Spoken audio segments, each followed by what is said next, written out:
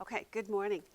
We are in the very last class of our Ezekiel study, Ezekiel Part 2, Lesson 7. We're calling it 7B because it's the last 3 days of the homework. Again, it was awesome to have that extra study time to get through the curriculum. It gave me time to do some backtracking this week, also to go back and try to do one of the disciplines that she did not require of us in this homework, but that she has required, she meaning Kay Arthur, has required of us in years past, which is to draw things out. Sit down, think it through, piece by piece, read every line, get it on paper, and that's what I did. So I started out with several scratch papers with pencils, and eventually I got there. So the grand finale is, this is my work. So here is, let me put this up here on the edge of this board here, if it'll set. Because we had a lot of conversation about exactly where things would be. And when you go online, there are lots of different drawings on this, and so they don't all match. So this is mine, and I take ownership of it, and I hope I did it correctly, and my prayer is I did it correctly. It was not easy to do, but I did discover a few clues along the way to help me make a decision about where things needed to go. This was our last 2 chapters, which is what we're still in, 48 and 49 of Ezekiel, and one of the things that I noticed was that, and maybe you noticed it too, when God began to lay out the allotments, did you notice there was an order to it? What was the orderliness to it? We started with the priests. No, I'm talking about the allotment of the lands to the tribes. Do you remember how he laid them out for us like this? And in what order did he give them to us? Do you recall that part? You're talking about Ezekiel 48, when in the first couple verses. Put 45 on there, but yeah, okay, yes. Where it says, and these are, yes, yes. The names of the tribes that he gave the tribes each an allotment, correct? Right. Where did he start on that land mass that he laid out in the previous chapter? Where did he start? The farthest north. Did you notice that? See, I had not necessarily picked up on that until I started doing this chart, because I kept thinking this part right here in all the different maps that I looked at when I would look at it through online research, sometimes they were one way and sometimes they were another, concerning the Zadok priest and the Levite priest. But the clue that helped me was to figure out where to place it was this order. Now, I might have put Ezekiel 45 in here. Is that incorrect? What chapter is this where he gives you this lineage? Oh, 48. I should have put 48. Okay, I'll fix that. All right. So he started in the north, and he goes Dan, Asher, Naphtali, Manasseh, Ephraim, Reuben, and Judah. And then he began talking about the holy allotment. And if you noticed in that chapter, if you'll follow with me, he said in verses 10, the priests toward the north. Yes. Okay, so these are the priests toward the north. The end of that segment, before he moves to the next priest group, he says in there in verse 11, who are they? Zadok, yeah. So Zadok is in the northern part of this holy allotment. So now I know where it goes. So there are, sometimes these get inverted, and I was confused by that, and I think we all were. We talked about that, and in the evening group, the people there were especially interested in having this really right. I know. So it's like, oh, there was several of them. It wasn't just Michael. It was a lot of them. And it did catch me off guard. And so here's why I'm saying to you what we probably should have done for that particular chapter was this. The assignment in the homework should have been sit down and draw it out in a map form. Lay it on a piece of paper, color it in, and mark the segments so that you get it correctly. At least you have that much correct in your head, right? So First of all, I knew it went from north to south because it starts with this. It goes north, it gets here, then it hits the holy allotment. It pauses, and it gives you this information. Then it picks back up, and it goes Benjamin all the way down to Gad. But it is always north to south, and therefore this is north to south. We know where they go, which I thought was really a good little clue. And I only picked up on that because I slowed down to do the visual drawing. So I laid this out. North, south, east, west. And we know that the sanctuary faces to the east, so that's very helpful sometimes also in some of the pieces of information. So he comes in through the east. He comes into the east gate and comes into the inner sanctuary. Christ does, or when he comes again, right? And he is going to inhabit the sanctuary. All right. So then it came to the rest of the holy section. Now, do you see how I put a gold line all the way around this? This is the holy allotment, all of it. Both of these land pieces for the two priest groups, plus the city and these spaces he called one open spaces and one for dwellings. There is also open space around the outer part of this city, which is really cool. I don't think it's as important that we figure out all the numbers parts of it. We know that they're, which is really cool, equal allotments. 10,000 here, 10,000 here. Even though we know, what happened with the Levitical priests? What do you recall about the issue concerning the Levitical priests compared to the Zadok priests? What have we learned about the issue there? Do you? That's right. They were the one that remained faithful to the Lord and honored God's choice in things. But the Levites didn't. And what had the Levites actually been doing beyond just the faithfulness to David? What else had they been doing? Yes. They were acting as priests before other gods on behalf of their people. So they were still acting in the capacity of a priesthood, but it was a priesthood for false god worship.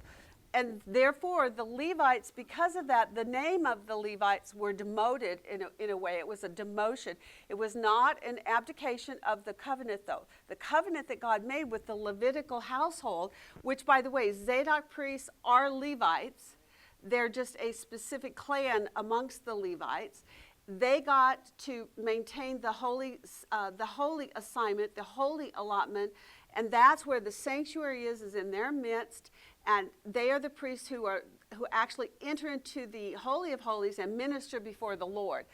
The Levitical priests then are now, because they ministered before the people in false worship, God said, fine, you'll minister before the people now forever, but you won't minister to me. That's what it said in the text.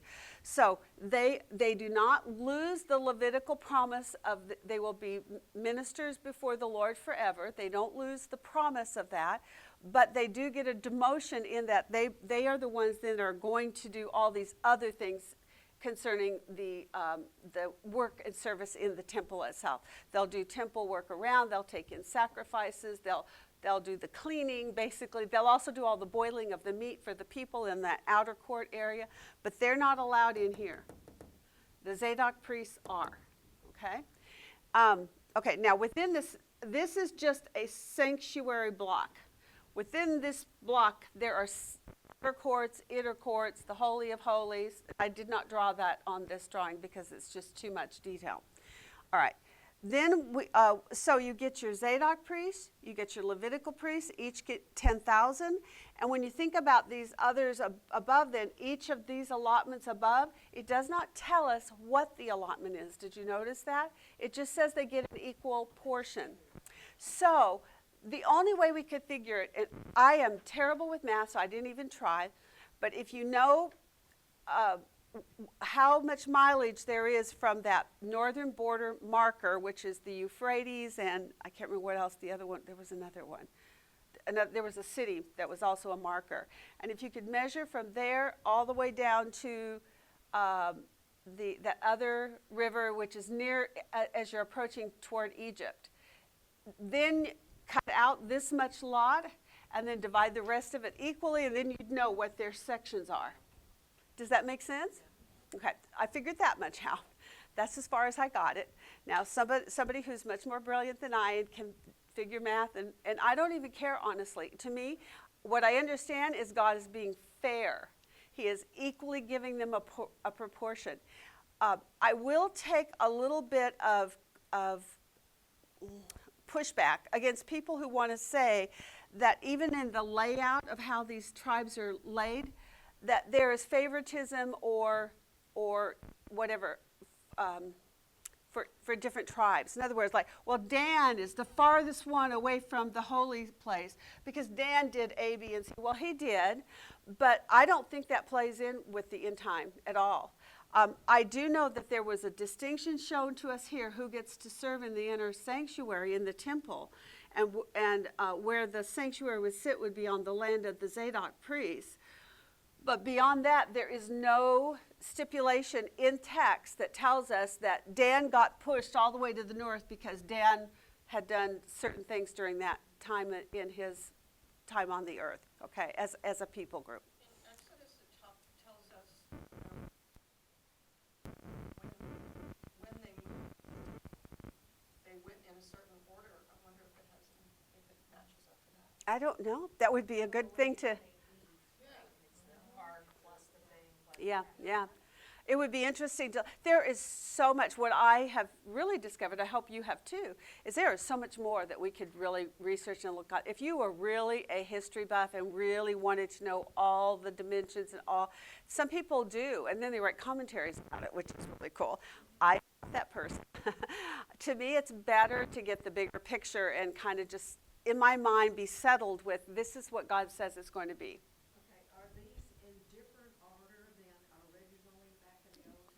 Did you look? Yeah.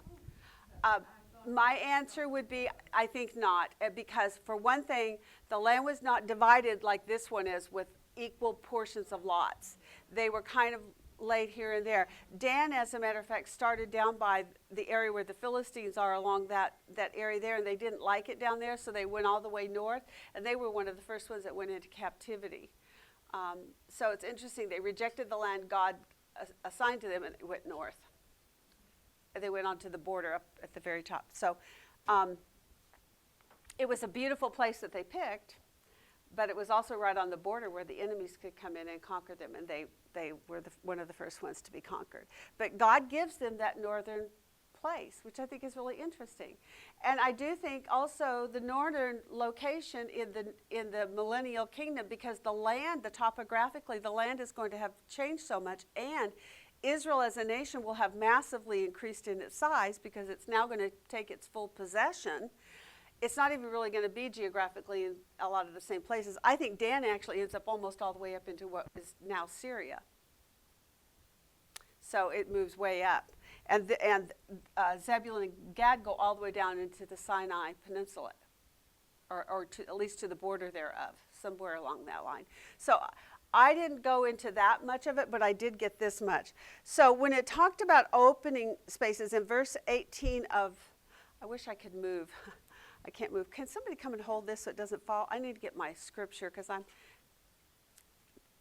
need to look and see. I just don't want the thing to fall. Okay. And I'm going to take it down once we're done. But in, now what was my thought line? I had a thought. What was it? 18 is where you were. Oh, thank you. Okay, 47. Okay, the east side from between Haran, Damascus, Gilead, the land of Israel shall be the Jordan from the north border, eastern sea, the east side. The south side covers the brook of Egypt to the Great Sea, which the Great Sea is the Mediterranean Sea. That's in 47:20. So you have to just go and look at your land markers and your water markers, and it will be also land markers and water markers that day. And I don't know how close they're going to be to what we have exactly right now. So that's why I think it's not quite as important to catch all that. Okay, then, dwelling spaces. Okay, this was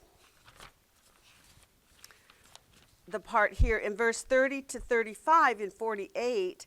talks about the city, and it gives you the north side is 4,500, right? So this ends up, though, being, because it has a 250 on each side open spaces, the total is 5,000. Then there's 1,000 for dwellings and 1,000 for growing food. And that's how I see it. I also see these little gold marks. Those are the gates. There are 12 gates around that city. So in the end, we also know from looking at it, Judah borders this holy allotment to its north. Benjamin borders it on the south. So they border it. Okay, there's nothing between this land and this land. It's just, there's the border. Well, what's going to be there is the dwellings. Then we have the land for the prince. That's on the west and the east of the holy allotment. So you can measure from Judah's border to Benjamin's border this way, and butt it all the way up to where that gold line is, which is this holy allotment to the Lord. And this land all the way as far as it can go to wherever there's a water border, that's a natural land border. Everything that borders between Judah and Benjamin, and the remaining for the prince on one side and the other of the holy allotment. The one on the right will take him either to a city land point or to another water of some form. I don't know what it might be, but because we don't know. So that's the visualization. I thought it turned out pretty good. It helped me a lot to see it this way. I also like the fact that when I put these in this order with listing, the priests toward the north, then it explained these are the Zadok priests in verse 11. The sanctuary shall be in its midst. It shall be for the sons of Zadok. And then it goes, and the Levites, they get 10,000 along the border, meaning the border of this priest, of the priest, meaning the Zadok priest. And then it says, and the remainder 5,000 shall be for the city. That's this little space right here. This is an additional 5,000. The total length is 25,000. Okay, so that was helpful. Once I kind of just took it piece by piece and drew it out, it came out, I thought, looking like I think is what's being said in there. This is very much like doing Revelation. Remember when we drew out Revelation, and sometimes we're drawing those beasts and we're like, where do I put those horns? And, what does this mean? And, it's a little complicated at first, but that's my little drawing. So you'll get a picture of it and you can look at it. And I recommend everyone go back if you're interested. Now, if you're not, it's fine. But if you're interested in this kind of thing, go out and go sit down and draw it. Draw it out just like I did here. So, just a couple of questions that I don't know if there's any answers for, but the reason why God does such details in His Word about the numbers, lots of numbers, lots of very exact measurements. Okay. The reason for that. Okay. Well, a couple of things came to my mind when I was doing the list that we're going to work on here. Okay. When you start talking with people and they want to say that the millennial kingdom is it, right? When you compare the millennial kingdom to the eternal kingdom, there are huge discrepancies in size, like massive. And we're going to list those together this morning. That's what we're going to work on together. And so I think that is one. What might be another one? Can you think of something? Well, it makes it hard for somebody, it makes it hard for somebody to say, well, that's just a spiritual kingdom. Yeah. Literally building measurements. How Yes. is it a spiritual kingdom? That's right. And that's the biggest one for me. I think agree. A lot of people that the kingdom is already here. Right. And Jesus that's is really a good ruling point. and I reigning. agree. You're like, Yep. Well, and is it also for them to know how to build it? 'Cause Well, partly, actually, it certainly can be a blueprint for them initially. Now, remember, Christ will be there, so he'll be helping them. He'll be directing, I'm sure, directing traffic. also there at the end for them to go, oh, he said this how many thousands of years ago. And This then- is exactly what is happening right now, even as Jesus directs Okay. us. There's no change. Yes, and do you remember when Moses was given the tabernacle instructions from God on Mount Sinai? And he said, build it exactly as I am telling you, right? And do you remember why? Or do you have any idea why God says you build just exactly like this? Do you remember anything in Hebrews about why? Well, because it's a shadow of the heavenly one. It's a smaller, but it gives the imagery and the understanding and the concept through what do we used to call those? The way people used to object lesson. It's an object lesson teaching, right? So they would do object lesson by God giving them that. He would tell them the exact measurements and the proportions, and all you have to do is magnify that by, like, I don't know, 1,000,000, and that's what the heavenly one is. And he gave us the tabernacle, the Ark of the Covenant even, and there's an Ark of the Covenant in the heavenly as well, that God has his own copy of that covenant. Do you remember when we did Revelation, it says, and he opened and the Ark of the Covenant was there, and I remember teaching and saying, isn't that an amazing thought, that what he told the angels and those present, no one shall enter until it's done. He was right at the end of ready to pour out the bowls. And he said, no one shall enter the tabernacle until it is finished. But in the tabernacle was displayed the Ark of the Covenant, which is the holy covenant of God with Israel. And so knowing now that the events that are going to take place in the tribulation are what are going to bring into fruition or bring into reality this millennial kingdom, it fulfills those covenant promises. It brings it to its finish. So all these details have to be done exact because they represent something. And what God always tells us over and over is, don't mess with my pictures, right? If I've given you a picture of Christ and the church through marriage, don't mess with marriage. Keep it holy, keep it pure, live it the way I've asked you to live it. Now, we do break it. We do. And God is forgiving in that, but I'm telling you, his standard is don't mess it up. If you have a sober understanding of the seriousness of what marriage pictures, you will tough through those hard times, unless you have a really bad husband or a bad wife, and I've seen it both ways. In which case, then God says he allows for divorce because of sin. And that's what's stated in the New Testament. But God says, my picture is marriage. That's what Christ is. I had this very conversation with my husband this morning. The workers showed up to do this remodel work for us, and I had said, honey, I need help getting this board to the car because I have too much stuff. And he was basically razzing me. He was always going to help me, but he acts macho around the guys, oh yeah, anyway. And I said, listen, Christ says that you have to love your wife like Christ loved the church. And I'm telling you, Christ died for the church. So you could carry my board. Oh, and both of the guys out there, they turned to one another and high-fived and said, that was awesome. They apparently had never heard that one before. Anyways, so I think the picture is part of it, and I think the dimensions make it, as what Kristen said, literal, and you can't think that therefore it's an allegorical or an imagery thing, or that it's a spiritual application, but it is a reality of time and history.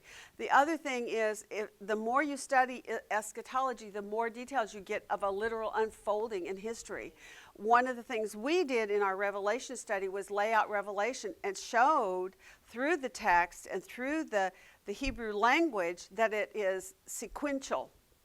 The first seal, the second seal, the third seal, the fourth seal, and they actually unfold in that order.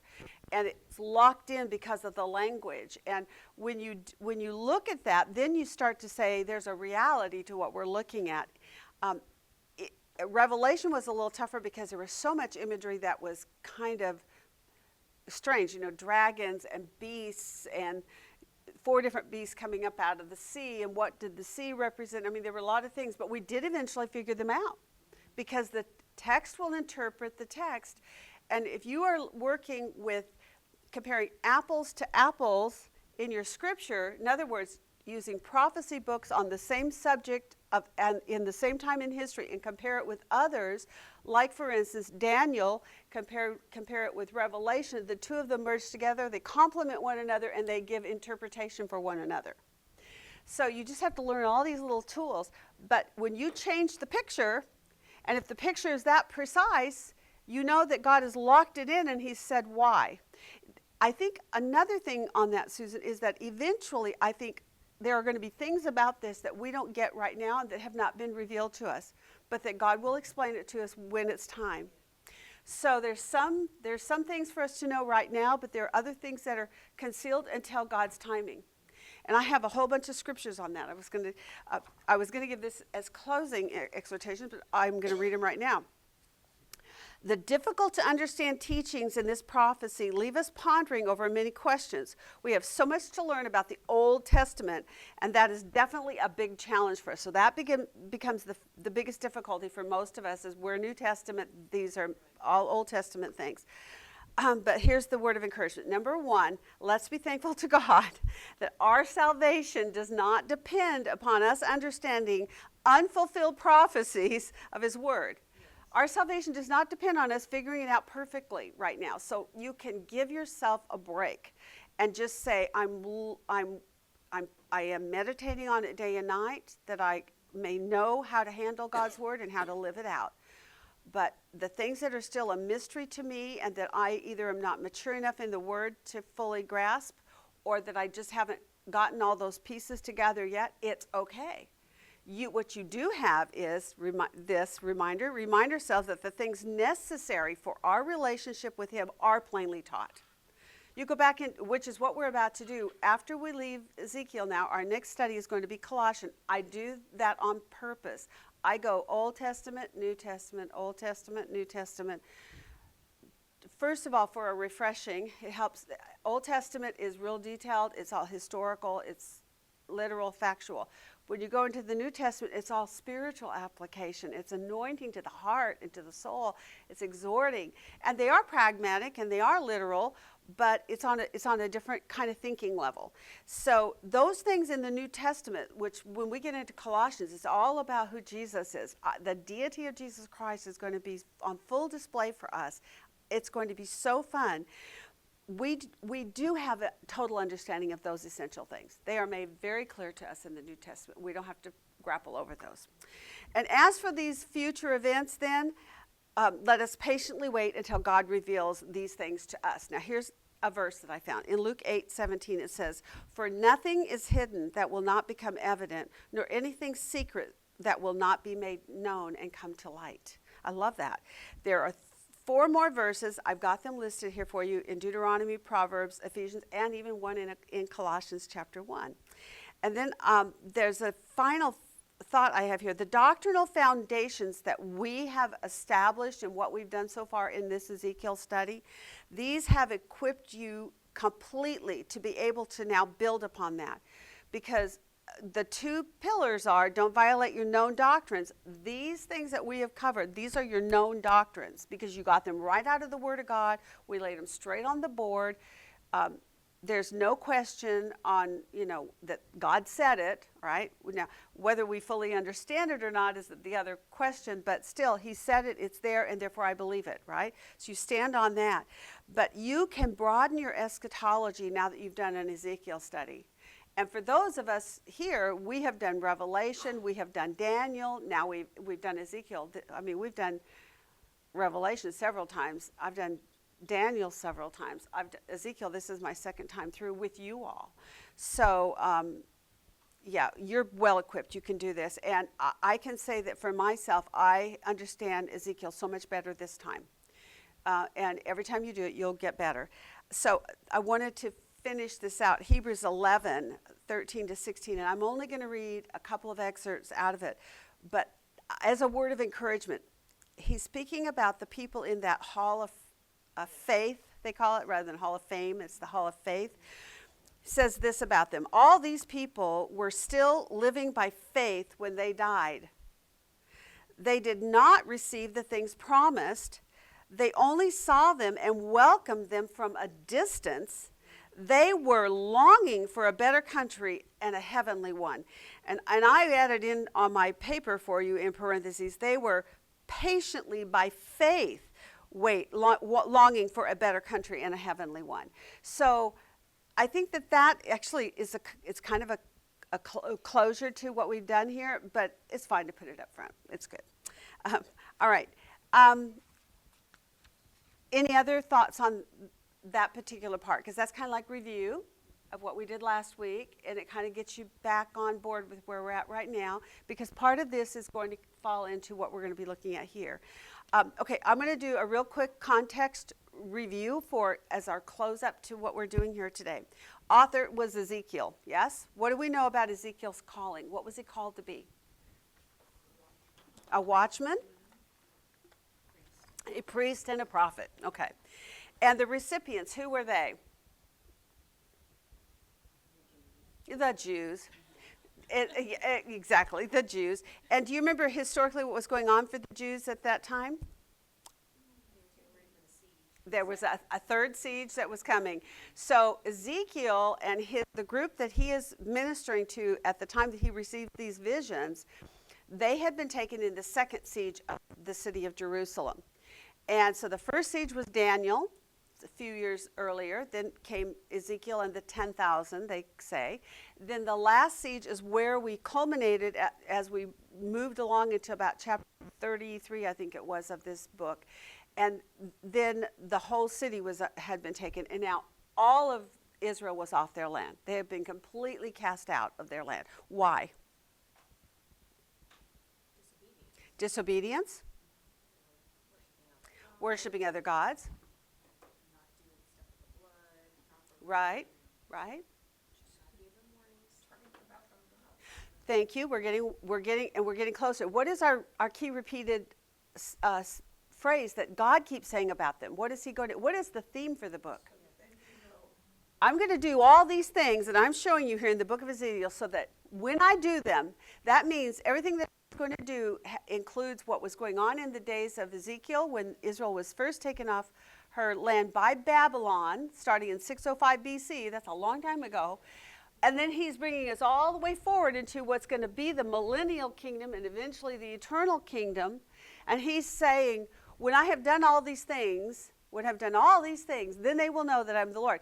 But specifically, he's saying it to the people on the earth so that when he culminates here at this point, then they will know that he is the Lord. And if they haven't come to that place of knowing that he is the Lord, then there's a conclusion to them, because then there's something new coming that's going to be brand new, what Revelation says. I'm making all things new. Okay, so the book theme is, then you will know that I am the Lord. When I have spent my wrath and executed my judgments on Israel, when I have judged the nations and manifested my holiness to them. And here's the other major key repeated phrase: when I have vindicated the holiness of my great name, which has been profaned, and he's going to vindicate it by doing for Israel what he has said he will do, fulfilling the covenant promises to Abraham, Isaac, and Jacob. So that is called the occasion for writing. Well, it's all about the mission. The mission statement for Ezekiel was what from God? All the way back in chapter 2 and 3. What did God tell Ezekiel to do? When I speak to you, Ezekiel, what? You tell the people every word that I give to you. Now, they're not going to like it. They're also not even going to listen. They are so stubborn and so hard-headed. But I'm going to make your head like flint. You are to speak whether they want to hear it or not, right? And if you speak, then it's on them. And if you don't speak, I will hold you accountable for not speaking, right? You shall speak my words to them. And whenever you hear a word from my mouth, you're to warn them from me. Because what is God's real desire in this book repeatedly? He wants them to repent, okay? All right, so that's the book context. That's what's going on in the book of Ezekiel and the whole. Segment divisions, we have we have 5 major segment divisions. Ezekiel's call is 1 to 3. The judgment to Israel is 4 to 24, but a lot of chapters on that. And do you remember what happened in 4 to 24 concerning the messages? Do you remember the redundancy, yet variety of ways of describing it? We went all over the map. We looked at trees, we looked at lions, we looked at a pot that was going to be put on, and the rust that was in it was the sin of the nation, and God wanted to purify them. Okay, then there was judgment to the nations also in 25 to 32. There is in 33 to 39, God's word of hope for Israel's future. And then the last, what is our last segment division we're in right now about? What's the major theme that we're in right now, 40 to 48? What did we just draw? The temple. It's about the temple. It's a future temple for Israel and God's return to it. Why is that significant in the writing of this book? Fulfills his word. It does. And what happened by chapter 10 of this book? What had happened back in chapter 10? Who left the temple? Oh, God left the And he comes temple. back. And what happened right after that? The temple fell and was destroyed. So they lost their temple. God had vacated it. His Shekinah glory went down. It made its pilgrimage, and it got to the upper edge of the city and then was gone. He left his temple. He abandoned it because they had profaned his holy name. And then the city was destroyed, the temple was destroyed, and here they are sitting by the river Chebar in Babylon in this captivity, and Ezekiel is given this vision: there's a future temple coming, and I shall return. That's awesome. That's like, there is real hope. So that segment before, where it was God's hope for Israel's future, is really solidified and pressed hard into their hearts. I'm coming back, and I'm going to make it a temple for you. Now, what they didn't know was this temple that he's speaking of was going to be something far in the future, and we haven't even yet arrived at it. They have had other temples since then, but all of them have been destroyed. Is there a temple in Jerusalem today? No, it was destroyed in 70 AD by the Roman Empire. So this is an amazing journey of information and prophecy. The things that we absolutely know, 70 AD, we know, 605 BC, those 3 sieges, we know why. Because they're fulfilled. What we're still a little fuzzy on are some of these things that have to do with the end. Okay, so we've got segment divisions. Other insights. It is a factual historical record. That is absolutely, to me, an essential that you grab hold of and that you claim, and that you don't let anyone take you astray or lead you off of that path.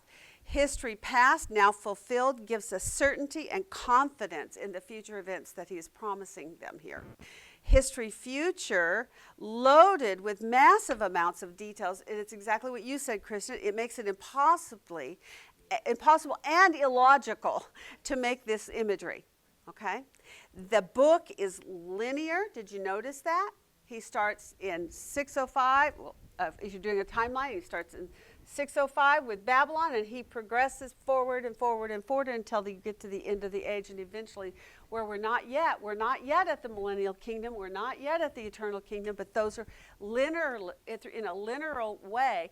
They are laid out for us so that we see the sequential unfolding. I love that. God's so orderly in things. I just love that. The outcome of the war. What did we learn about Ezekiel 38 and 39? The war of Gog and Magog in Ezekiel 38 and 39. First of all, Carol, how many Gog and Magog wars are there? There's 2. Isn't that awesome? All that's resolved. Don't you feel great? Now you know that. That's cool. So there's an Ezekiel war that's not yet happened. It's still future for us. But what did we learn when we made our list? Remember what we looked at? When is the war? Why is the war? And what is the outcome of the war? What was the outcome of that Ezekiel 38 and 39 war? What gets ushered in? Jesus, the millennial kingdom. Yeah, you get the millennial kingdom, you get Israel saved and back on our land, and God's name vindicated. And then they will know that I am the Lord. That has not happened yet. If the culmination of that war brings about those 3 things, where on a timeline does it have to fall? At the very end, somewhere during the tribulation and before the 7th bowl, when Jesus returns, because all this culminates at that point, then the kingdom is set up. So we can debate yet over exactly how and where it starts. I personally think that the Ezekiel 38 war starts mid-trib. I think it starts there because there has been a 7-year peace agreement with the Antichrist and Israel that has already been set in place. And mid-trib Revelation tells us he breaks that covenant, and he spends 42 months at war against Israel. And what stops that war, what brings it to the end, is Jesus is coming, and he comes for which battle? The Battle of Armageddon. Isn't that interesting? That links this Gog-Magog war with the Battle of Armageddon being its closure. So you have a war with a final battle. That's how I see it.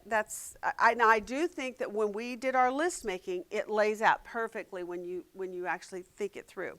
Okay, so then there was one point in that outcome of that Ezekiel war that also helped me to really grab hold of who I think that Gog person might be in reference to, I believe, speaking of the Antichrist. And it was that 38:17, then again in 39 it was repeated, basically. But there's a rhetorical question. Do you guys remember? The rhetorical question that he asks about God? Yeah. Are you the one of whom I spoke of in former days through my prophets to Israel, that I would bring you, Gog, against them? If you've done much eschatology, that one to me, I don't know why I never noticed that the last time I studied it, but that was, for me, that was a real clincher. Once I had everything else already laid out, I'm going, it's that particular rhetorical question, and then repeat it again following, basically saying, yes, you are the one. To me, that helped me put it right on the timeline where I think it belongs. But even if you're not there yet, at least I'm giving you food to chew on. And you can learn little by little, just keep studying it out. And the thing that's going to help you inductively get through this is to make sure that you lay out timelines and you make lists and you draw pictures. Again, we're back to fundamentals of doing the inductive work, and it's all time consuming, and I understand that, but you will learn more if you will put in more. Okay, 3 books that should be studied together. What do you think they are? Daniel.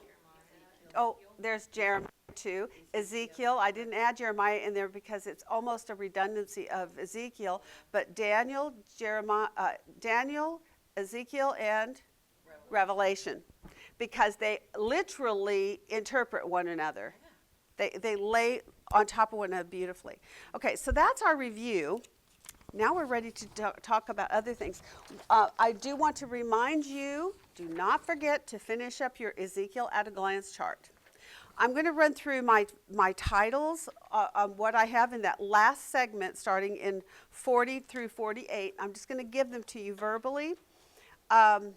I hate to send out my at-a-glance chart to people because they tend to rely on me rather than doing it themselves. I really want you to do it. That's the challenge of doing inductive study. I want you to do it for yourself. But here's my titles. In chapter 40, Vision of a Future Temple for Israel. Okay. 41, Vision of the Temple's Most Holy Place. It was decorated with palm trees and cherubim. I don't know why I added that in, but I did. The temple's surrounding wall that divides the holy and the profane. Now, that's a significant point. Why? What does that tell you about the millennial kingdom? There's still sin all around. Okay? And that might help us to understand better about the temple and its sacrifices as well. Knowing that there is still going to be people in their human flesh, sinners, and there's going to be a necessity to separate and distinguish between the holy and the profane. In part to protect God's holiness, right? To teach the people about the holiness of God. Okay, 43. The glory of the Lord filled the house. There he will dwell among the sons of Israel forever. Okay, that's in 43. 44. Mark well all the laws of my house. So he's really giving a command here. Then what's really interesting, and I didn't notice until last night when I was cleaning these things a little bit, he starts at 45 saying, mark well, which is a an edict or a decree or a command, right? He's really being forceful in the way that he's making this statement in 44. So then in 45, he's saying, this is what you're going to do. The Lord's then decreed allotments. He mandated righteous practices, and he appointed feasts for Israel. Okay? Then in 46, he gave them ordinances for their worship and their prince. Do you see again the decree?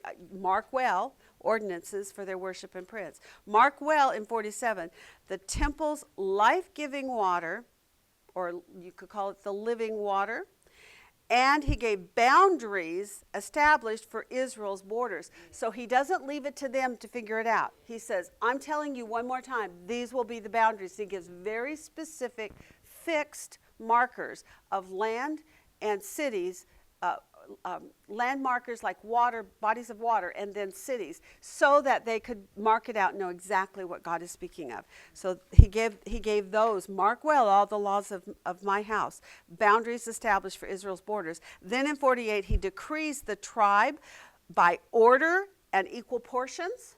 I love that. And the holy allotment shall be in the middle. So again, according to my map that you can't see anymore, but he sequentially went from Dan all the way down to the last one of Gad. And in the middle of it is the holy allotment that's set apart. In the midst of his people he shall dwell. There he is. Okay.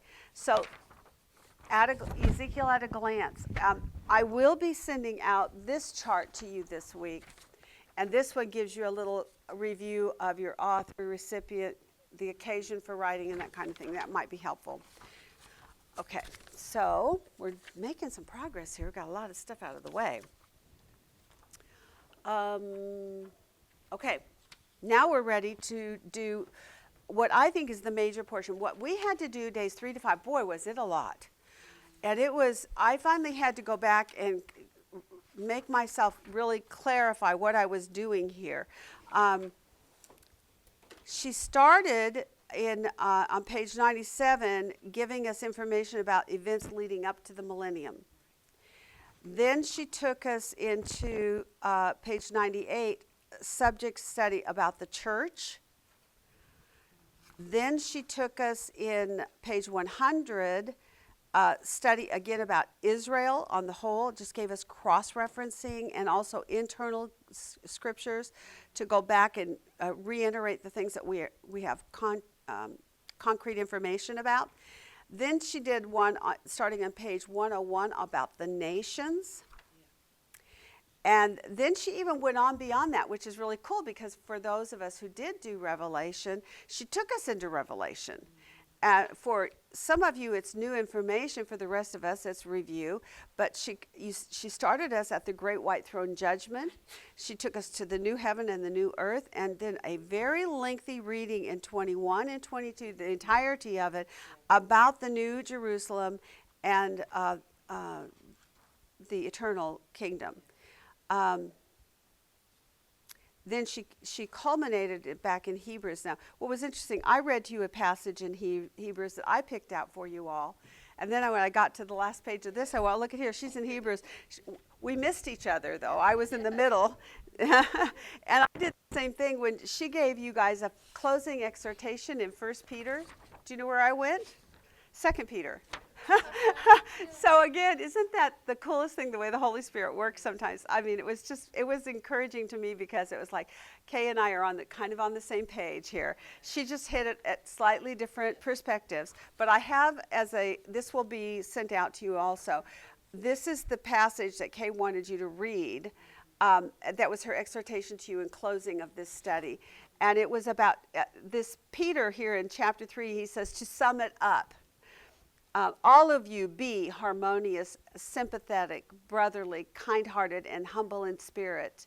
And then he elaborates on the why behind it, but he closes it, for Christ died for sins once for all, the just for the unjust, so that he might bring us to God, having been put to death in the flesh, but made alive in the spirit. But we're longing for that day. Now, I went into my exhortation for you is in 2 Peter 3, and I started with the first part of chapter 3 where it says, remember the words spoken beforehand, which I thought, complemented nicely that that exhortation in 38 and 39, am I not the one, are you not the one of whom I have spoken beforehand? And then he closes it with a new heaven and earth. Now, this is a piece of text that she didn't take us to, but when we get to the new heaven and the new earth, some of the stuff that has to happen before the new heaven and the new earth, she missed in the work that we did. But this 2 Peter covers it. He says this, but the day of the Lord will come like a thief. Now, before I go any further, day of the Lord, what does that make you think of? His return. But guess what? It's not. It's another day of the Lord. This day of the Lord happens at the end of the 1,000 years.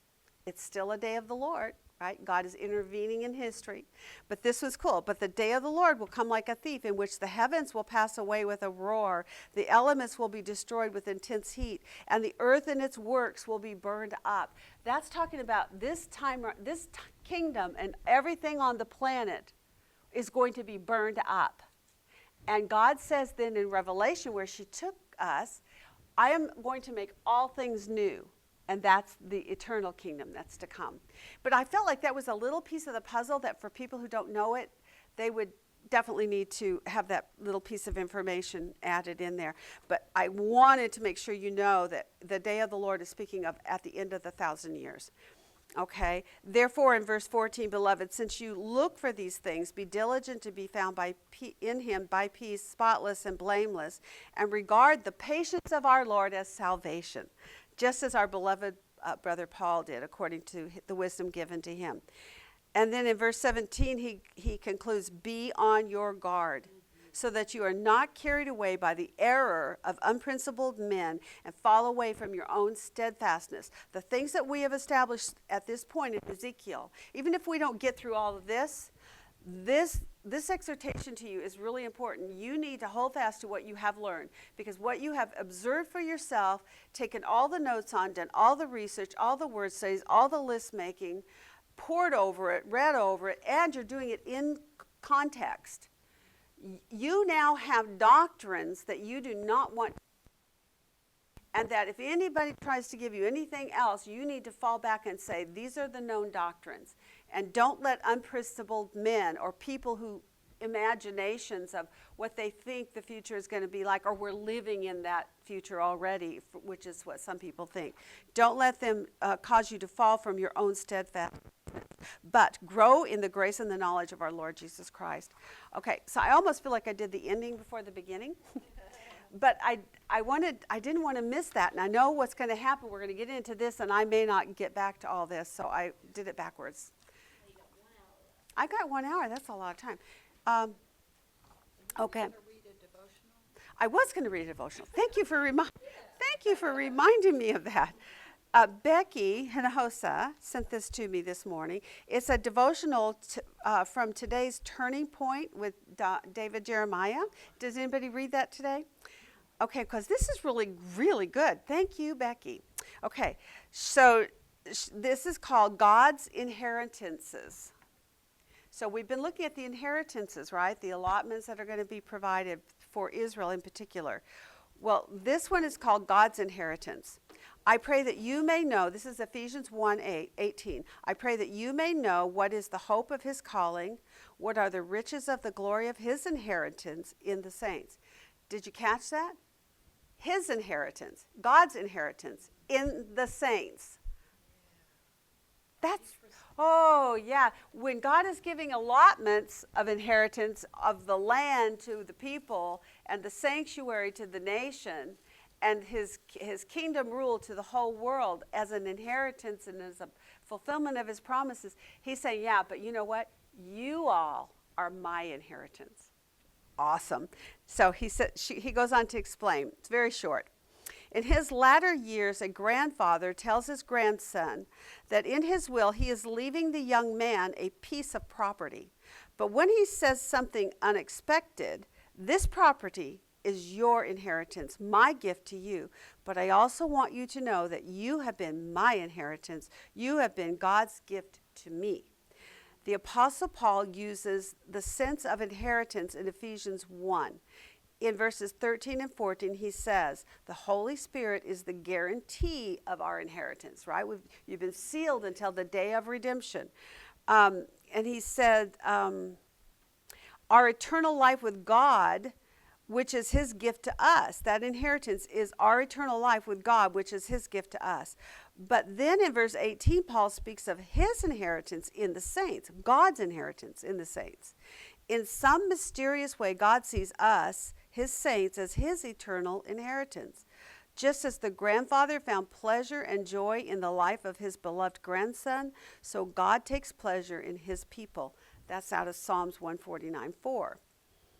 On days when you find it hard to take pleasure in your behavior or potential, know this: you are God's inheritance, a source of pleasure and joy forevermore. Whew, that was good. I love that. That was like right on with message. So thank you, Becky, for sending that to me. I'm not a real devotional reader. I should be, but that one fit the context. So for me, it made sense. Okay, so now what we are going to do, did you guys print out for yourselves those passages in Revelation 21 and 22? And if or because you were supposed to do them in your homework, so you just flipped through your Bibles and kept going back and forth. That's hard, you guys. I'm telling you, if you do it this way, and then it's right in it's in your homework book for you, it's so much easier for you. Okay, but if not, just open your books to Revelation, hold on tight. Now, open your observation worksheets.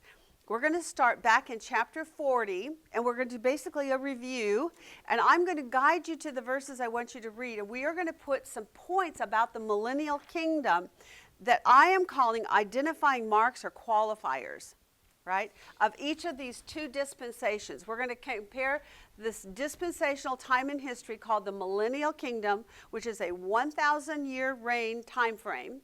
It's called a dispensation, okay? That dispensation is a work of God that when it's finished, he has completed that particular program, he moves to the next program. His next dispensation is an eternal kingdom, and that's the grand finale. That's where we're headed. Okay, so we're going to start with chapter 40. But the first question I want to know is, we just talked about it. When does the millennial kingdom begin? What has preceded the ushering in of the millennial kingdom? Right. So here's this. We're going to put a little clock on here because it gives us a time reference. It follows the tribulation.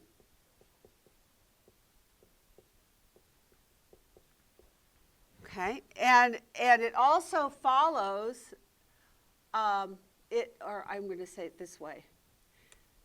It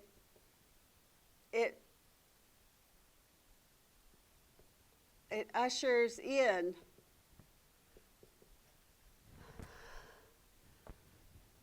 the salvation of Israel, right? Okay, now, how do we know that?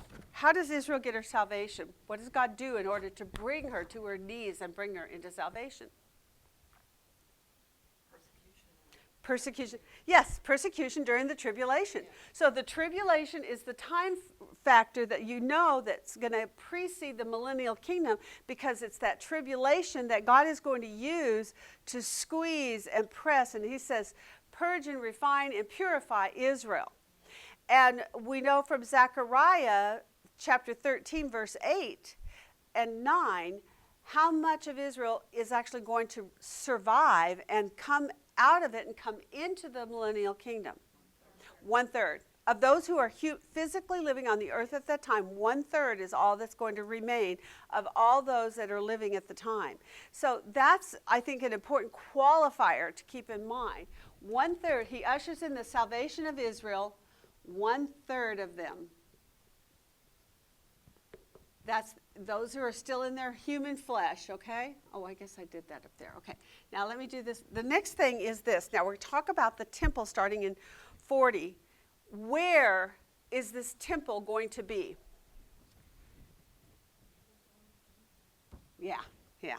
And it's physically going to be where? On this planet Earth. Okay, where? On the earth. Now, why am I trying to specify that point? What do we know about the eternal kingdom? It's not going to be on this earth because I just read to you a passage where this earth is going to be burned up. It's going to be gone. So to bring this one in, he opens the Revelation saying, and I looked, and coming down out of heaven was the New Jerusalem, the holy city of God. And then he goes on to give us all the details about it. But you have to understand that here, where is on the earth, where the eternal kingdom, and we'll get it in a second. Well, I guess we could put it in here.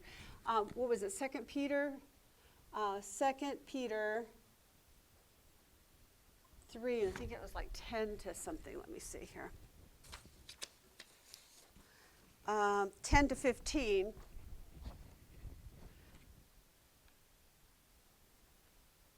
The earth will have been destroyed by fire. Now, this wasn't in your work because it's the verse that I ended up giving you as an exhortation. But Revelation was one of the things we did look at in Revelation 20, verses 11 to 15. Talks about a great white throne judgment. We're going to skip that part. But in 21, in the opening, he says, "Then I saw a new heaven and a new earth, for the first heaven and the first earth passed away, and there is no longer any sea." So in Revelation 20, verse 1, no longer. Oh, wait a second. That's not what I wanted to say. I don't care about the sea. It was heaven and earth passed away.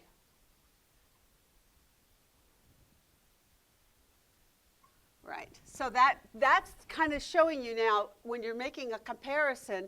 This one it follows the tribulation, and this one is going to follow what? There you go. It follows the millennial kingdom.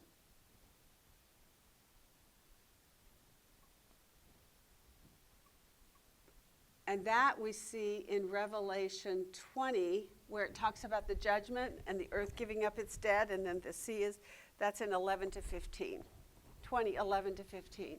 And I don't know if she gave us that one particular verse or not. I think I backed up and pulled it in because I felt like it says, "And if anyone's name was not found written in the book of life, he was thrown into the lake of fire," because that was the culmination. She took us into Revelation 20, 1 to 3, and then 7 to 10.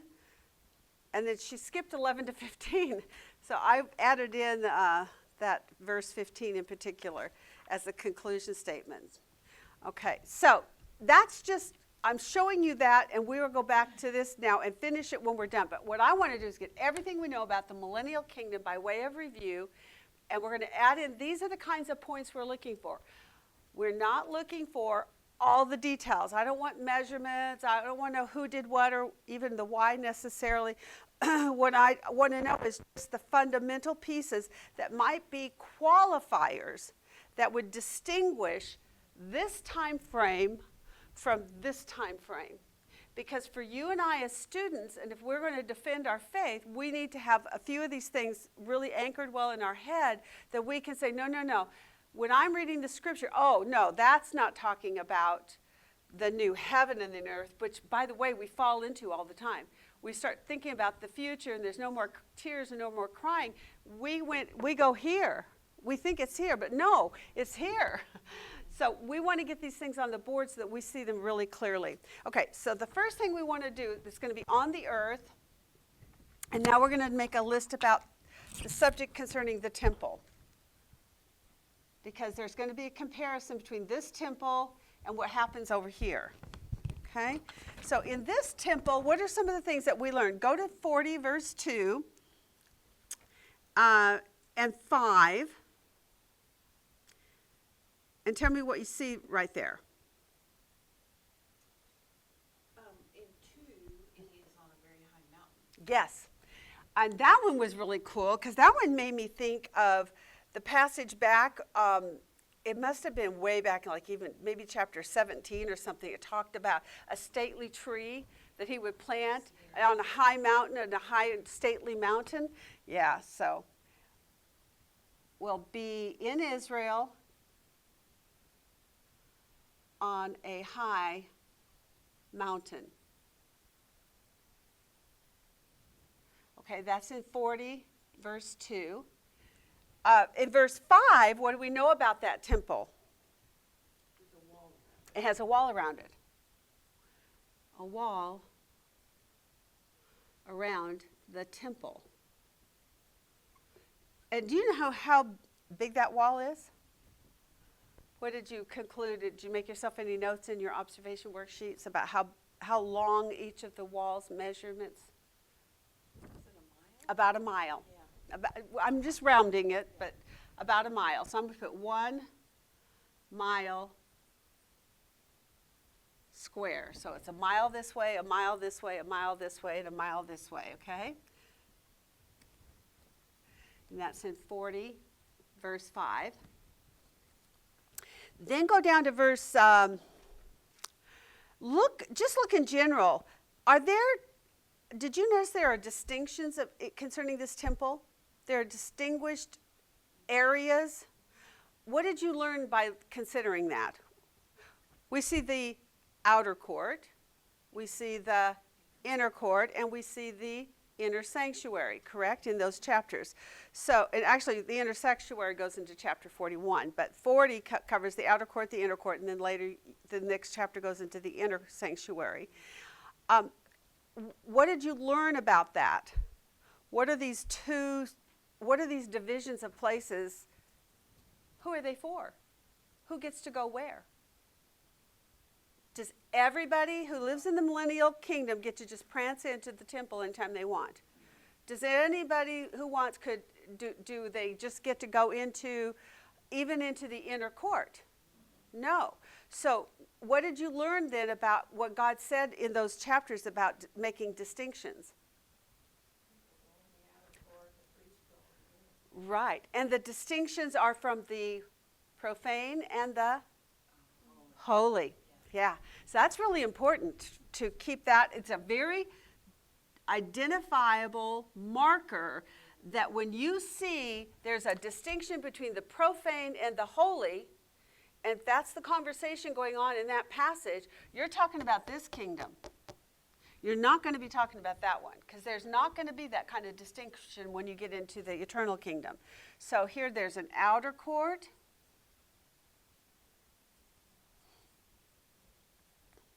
inner court, and inner sanctuary.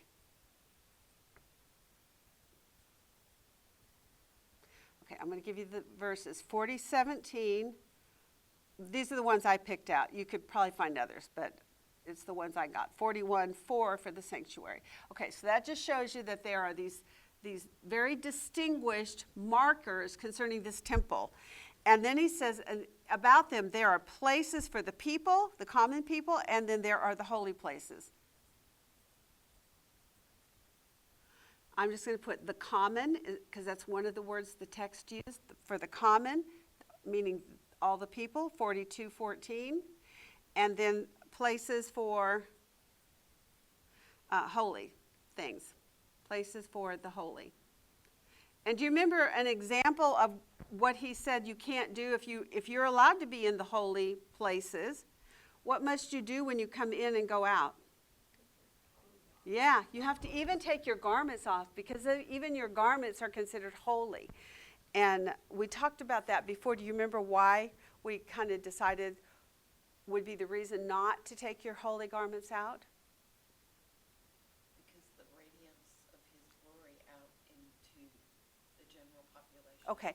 For one thing, it does seem to be that it becomes a disgrace or a treating common what's holy by using it in a common way for the daily living on the planet Earth, right? When you're wearing these garments, you're to understand simply by putting on these garments, it's to give you a mindset that you're in the presence of a holy God and you're doing a holy work. And by having a specific, have you ever had a work or a job where you wore a specific uniform? And when you put that uniform on, if you're a nurse, if you're a doctor, if you're a pilot, if you're a military person, whatever you are, when you put that uniform on, it kind of sets you different. You leave your house where your mom or your dad and you're doing the daily stuff, but you put your uniform on, whatever it is, and then all of a sudden your mindset kind of goes in a whole different place. You kind of block out the world and you're focused on the mission, right? And I think in a way that's a lot what's going on there with the idea of these common places and holy places and why they had to take clothing off. Also, we even talked about what happened with in the New Testament where we saw people even worshiping the garments of people, and that became a problem. All right. When I was a kid, we had Sunday clothes. Yes, we did too. Yes. Yeah. Mm-hmm. You went to church dressed up to honor God. It was your church clothes. It was your Sunday best. And we don't do that anymore, do we? We wear the common into the holy, and we don't even give it a second glance. And I understand kind of that downhill slide into casualness to the point of bringing a cup of coffee into the sanctuary. And we all do it. I don't, but that's because it really bothers me. I just feel like there's a holy place and there's a common place, but not everybody's been taught that. They've not all been trained in that way. They don't think that way anymore. And I think it's lack of training this is where remember what we said about that one of the titles there, it says, mark well, right? And he gave the ordinances, and when you're in these worship places and when you are doing these things, it will be done this way. Now, people in our generation, don't you think they bristle at that? Don't tell me I'm not worshiping God properly. Well, God is saying, I am doing this to put in place disciplines because I understand you're human and I understand the frailty of your flesh. And during the millennial kingdom, he's going to be working with men of flesh predominantly to bring more into salvation. And in order to teach the people to basically reset the whole world back to understanding holiness versus common, he is going to put some of these things into place. Do you think that's going to be true when we move here to the eternal kingdom? No, because what's not going to be in the eternal kingdom? Anything that's not holy. Everything there will be holiness. Only believers will be there. But what is going to be in the millennial? Unbelievers.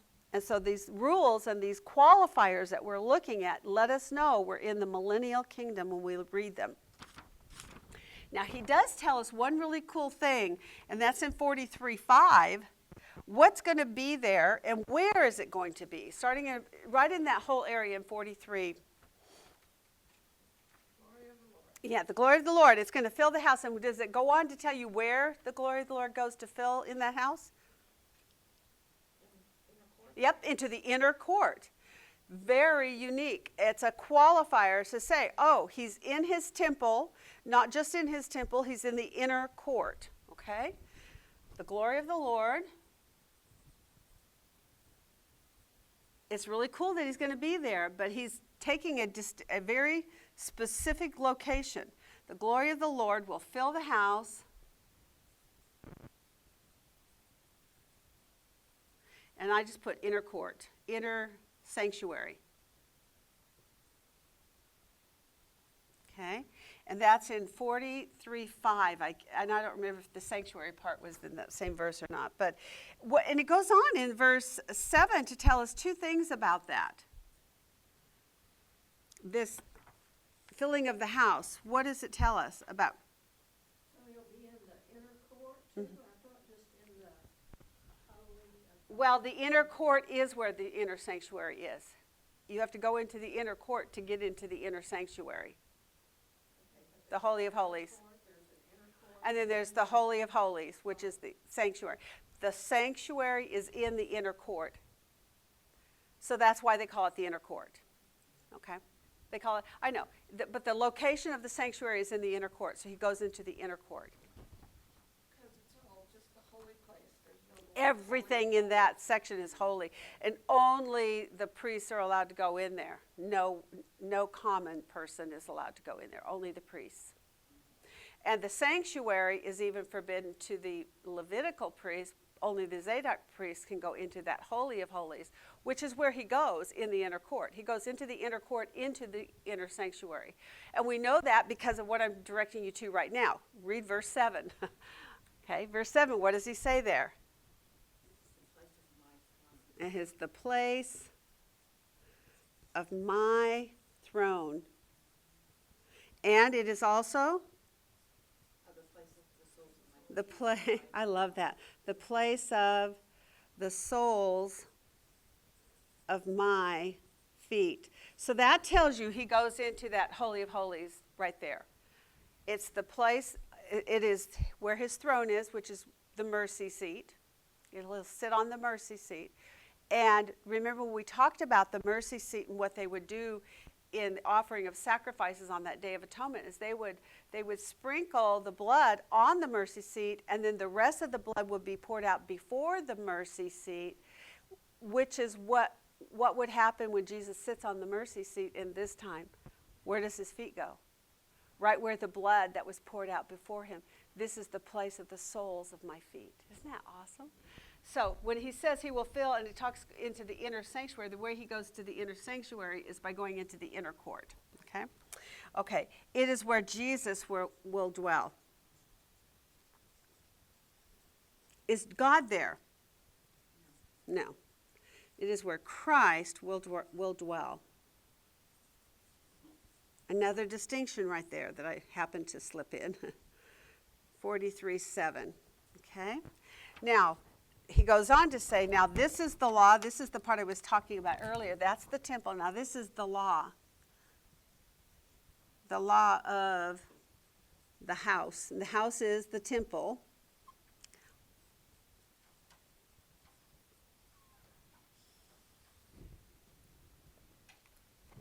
All right, tell me what you learn. Go into 43:12.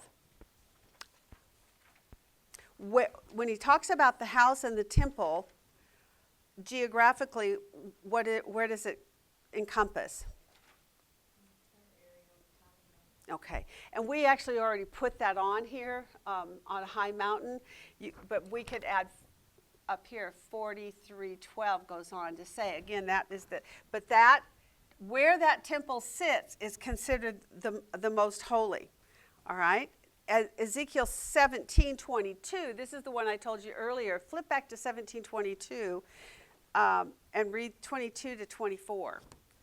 Because it's really cool when we can start layering the things that we've already looked at, because previously Ezekiel's talked about this, and we want to see it in context to what we're seeing here. Can you read that for me, Karen? All the way to 24.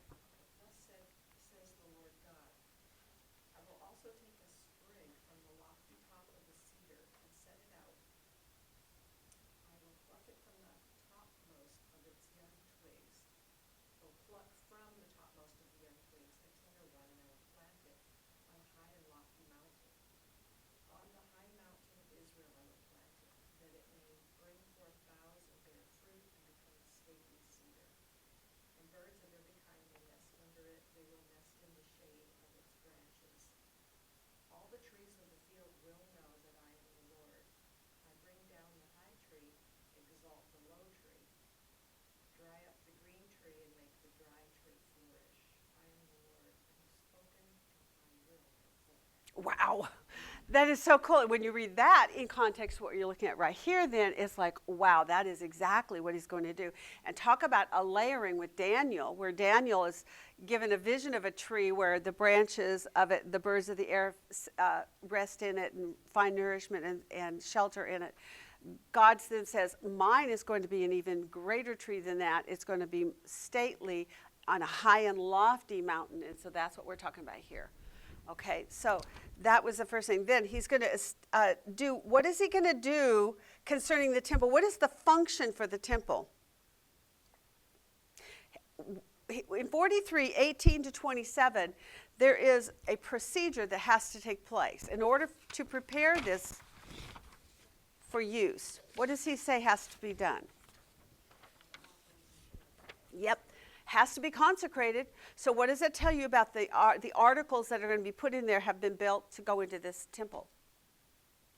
Before they get consecrated, what are they? Not consecrated, right? So they are, in a way, they're common, or they're not purified, or they're not holy. But once they're consecrated, and what do they get consecrated with? What does that work? The blood. Again, symbolically, the blood that's going to be sprinkled on there then must have a picture for these people in that time in history, where he's saying, I want you to pay close attention to see, I want you to see what consecrates things, what makes something holy and useful for me. And he's saying, you must sprinkle the blood, you must give sacrifice. And we know the ultimate sacrifice and the ultimate blood was shed for us through Jesus Christ. So here's going to be a picture of that going on even in that time. The law of the house, it's going to be, they must consecrate it.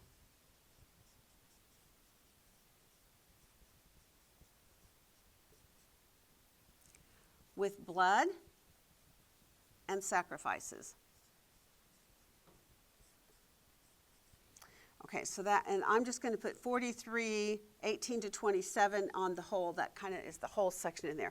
But the law of the house is they must consecrate it. Another law of the house concerned the gate. Go on to 44. And this is when the glory of God has entered in 44. Okay, it's kind of fun to go back and read all this again, isn't it? I found it fun last night. I was like, oh yeah, I forgot about that little verse. Okay, starting in 44, what do you see happens in verse 2? Once he enters, God has come into the inner court. What does he say he does there? The gate will be shut. The gate shall be so. Here's another law of this millennial kingdom and of this temple. He's going to consecrate it, and once God enters, and it's through which gate? Through the east gate.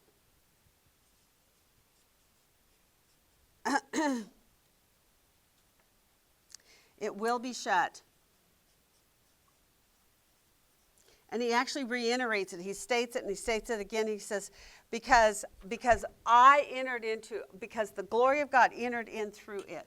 So 44:2 tells you that his holy presence has come through that gate, and not just any guy on the street can come walking through that gate. It needs to be, again, it becomes a high holy article of worship that teaches the people, I am the way, the truth, and the life. I am the gate. I am the door, and no man comes to the Father but through me. And so this holy gate becomes a closed gate that the people are not allowed to enter through. And so he shuts it up in 4:2. And he says, no one shall enter by that gate, for the Lord God of Israel has entered by it. It shall be shut. That's a decreed ordinance. That's a statute.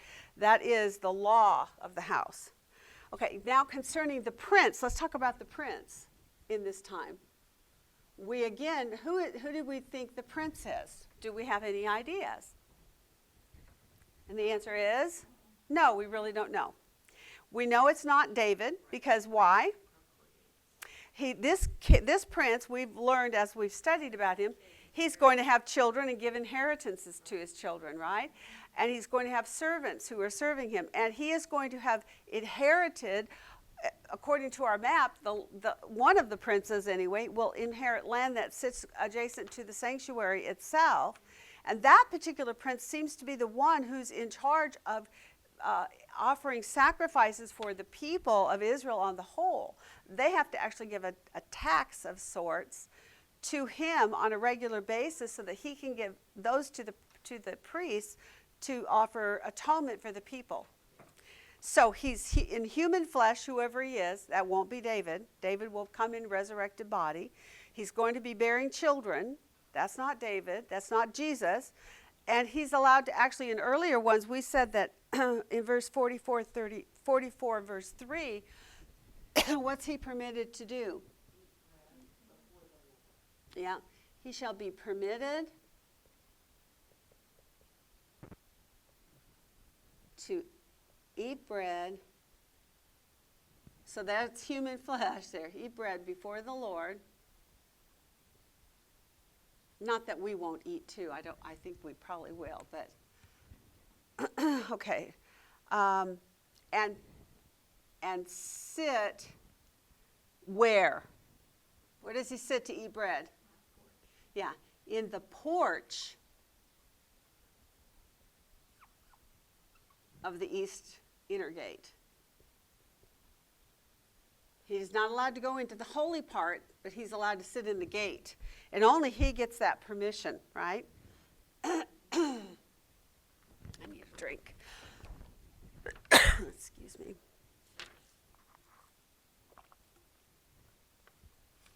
And then you go on and read in 45, 16, and 17, what did we learn about the prince there?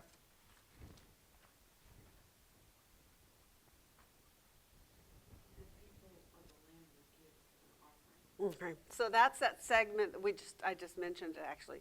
The people are going to have a tax and they're to bring it to him, and then he is going to be the one who's going to present these offerings. He shall present sacrifices.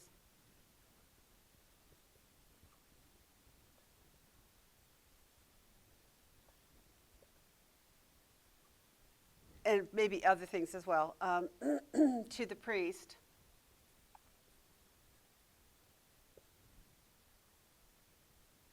And he does it on behalf of the people.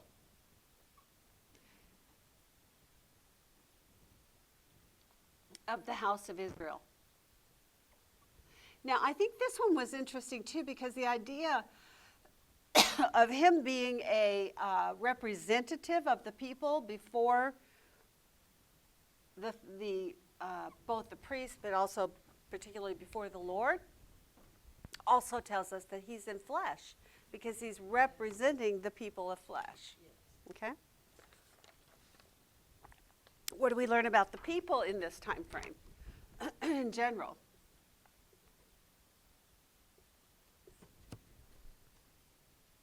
Well, they've been given ordinances. Now, this is distinctive from what's going to happen in the eternal kingdom. In Ezekiel 46, the whole chapter of 46, what kind of things are they told to do?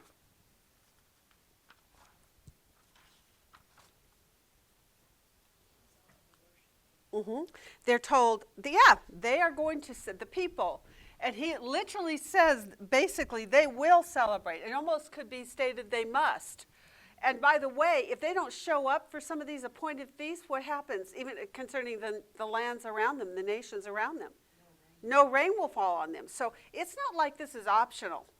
These are the law of the house.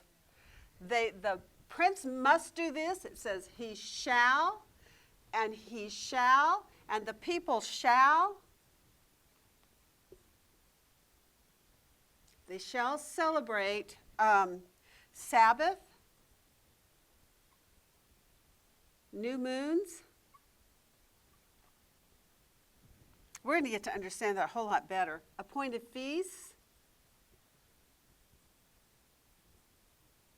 You can see how I'm really shortening the information, but it's becoming a very nice, concise list. I think that the qualifiers are very distinct, according to decreed ordinances.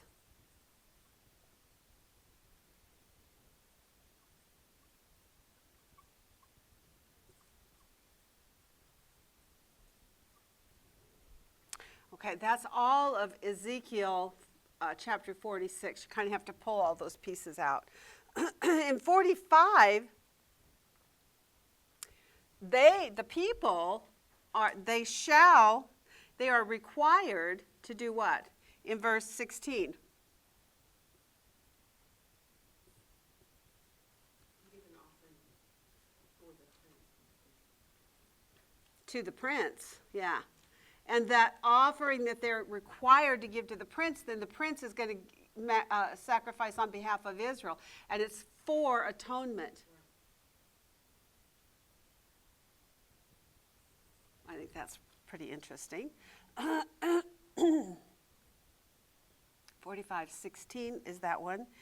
Where are the people? We know that he gets permission to go into the porch of the east inner gate, but what about the people? 46:21-24, what does it say about the people?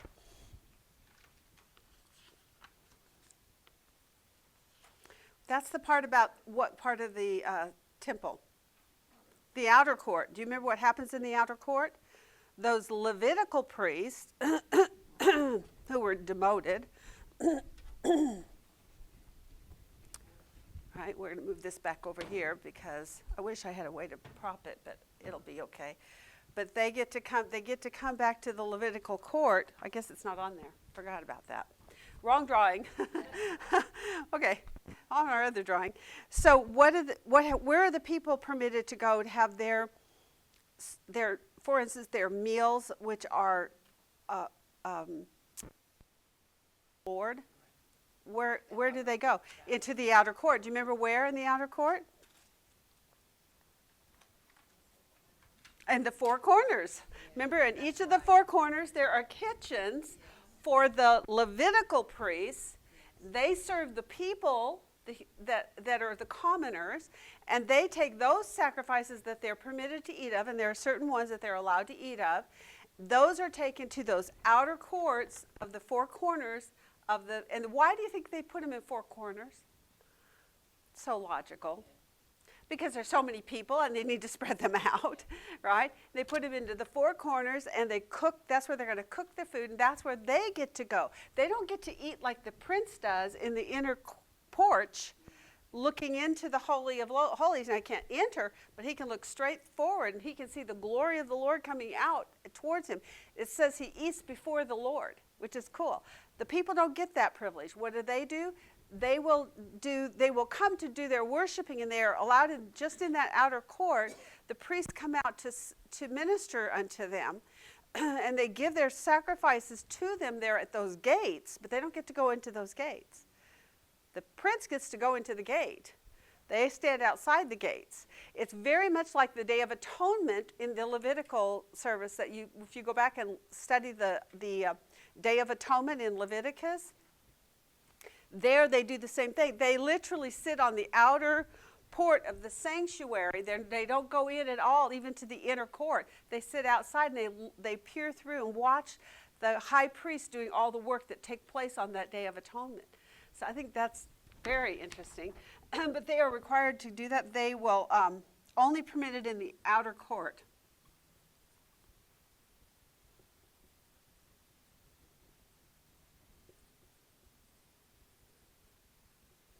Of the temple. And that is 46. Okay, 21-24. Okay.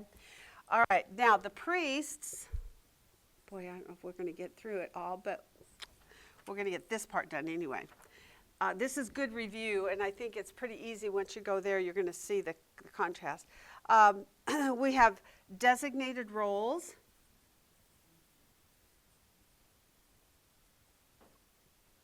For the Zadok priests, and Levitical.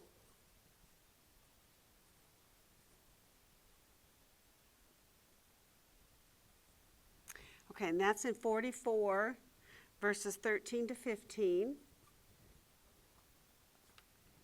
And what is one of the things that they're required to do as far as we talked about earlier about, for instance, the robes, the clothing that they wear. So what are they doing when they obey that law? What are they keeping? Well, yeah, but I mean, some of them go in every day, even not on the Sabbath. I mean, they're in there working daily, I think. In 44, 15-31.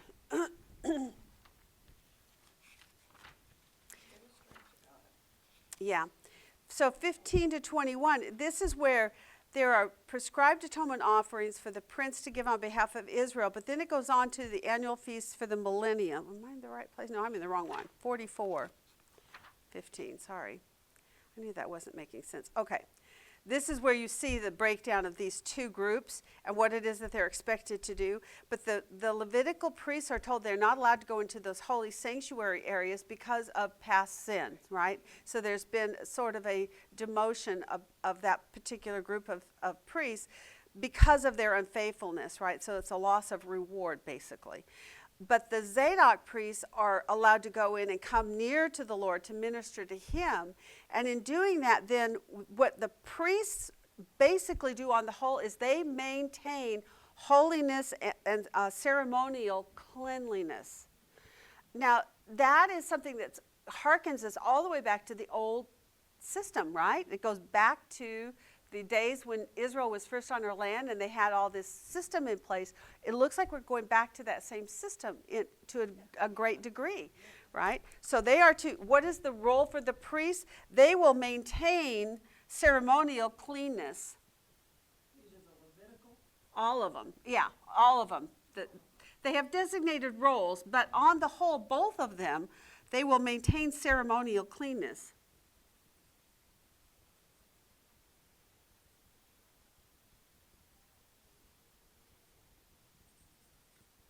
One of the things is it goes on and talks about who they can marry, whether they can shave their heads, if they touch dead bodies, what do they have to do? Remember all the rituals in that particular passage? And so that's what I'm referring to here. This is, they have to maintain ceremonial cleanness to be God's representative as priests. That's a requirement for them. So 44, it's kind of like what we have in the New Testament where we say, an elder or even a pastor must be the husband of but one wife. He can't be given too much wine. All these things. It has to do with, in a way, it kind of is a shadow of the cleanliness laws of the idea of setting a good example and being the representative who understands the holiness of God and your position as his representative. And so you're required to do certain things, maintain these ceremonial cleanliness laws. Then there are the land allotments that we looked at. That's for all of, you can go to Ezekiel. I put 45 again on this one. Why am I doing that? Is that in 45? I got to go back here and look. Yeah, land allotments. When you divide the lands, that's why I had 45 on there, but it wasn't the right one for what I listed. So I do need to fix that because the land allotments is 48. Yeah, this one really should have been 48. Yeah. Okay, but this one's in 45. The land allotments in Ezekiel 45, which is different from what's going to happen in the eternal kingdom, right? There's not going to be land allotments. There's not going to be tribes divided up. There's not going to be priests serving. There's not going to be places that are holy and places that are not holy. Are you catching the drift on this? Okay, equal portions for each tribe.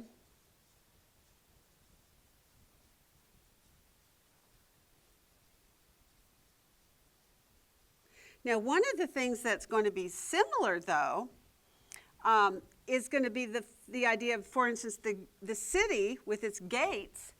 And what is on the gates of the city here? The names of the 12 tribes of Israel.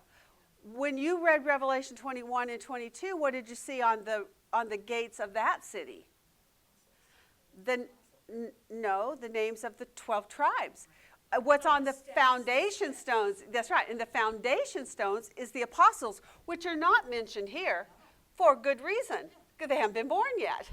Hasn't even happened yet. So these people would be totally clueless going, what are you talking about? So the apostles and the foundations, and it wasn't needful for the illustration of this coming city that's going to be there.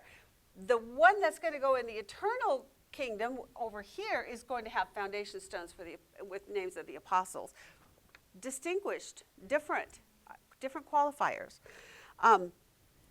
Again, here we will have living water and trees for fruit and healing, leaves for healing, right? And that's in 47. 9, and 12. Okay. And what is the name of the city? The city's name? The Lord is there. The Lord is there. Now, I want to ask you, okay, here, let me go to here, 48, 35.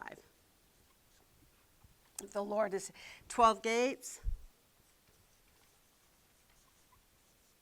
with names of tribes, 12 tribes. And time frame of all of this again is going to be after this reign of 1,000 years comes a war, and people die.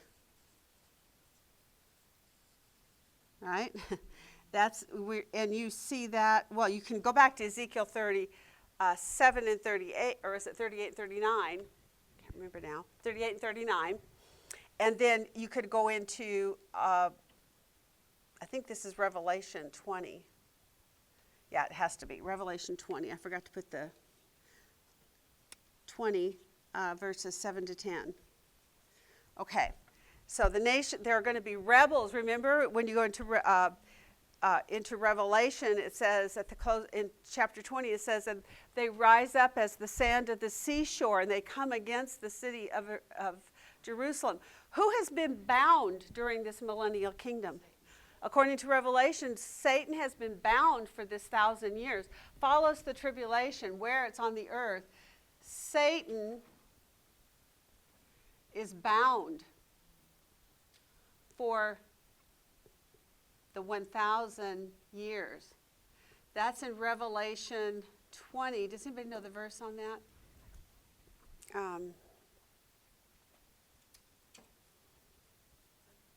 It's, yeah.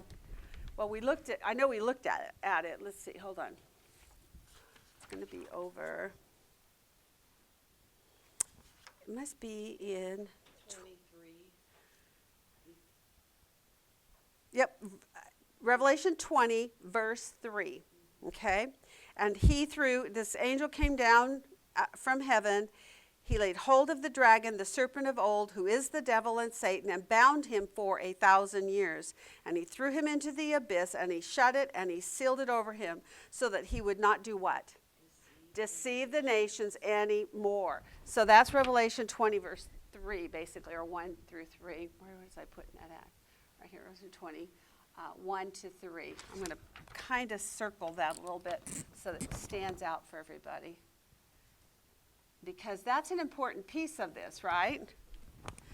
All right, so those are some of the qualifiers. And I did not hit on all of them. I just wanted, what I thought would be fun, and I hope you enjoyed it, was just kind of going back through and starting in chapter 40, and just kind of traversing through those progressively and looking at the points that we learned.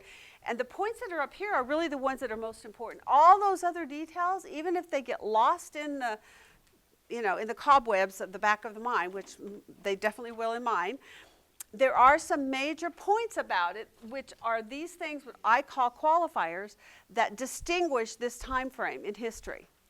That when you read anywhere in Scripture, whether it's Isaiah, whether it's Malachi, whether it's Zechariah, wherever you go and you read about this end-time kingdom that's to come, and they begin to talk about anything that sounds like this, you know you're in the millennial kingdom. Okay? But when you go into the eternal kingdom, we've got about 10 minutes. We might be able to get through some of this. In Revelation 21, we know it started with the destruction of the earth. Heaven and earth pass away. It's followed by this millennial kingdom.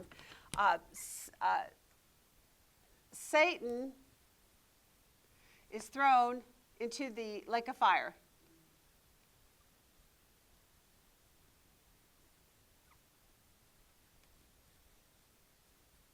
He's there with the false prophet and the Antichrist, right?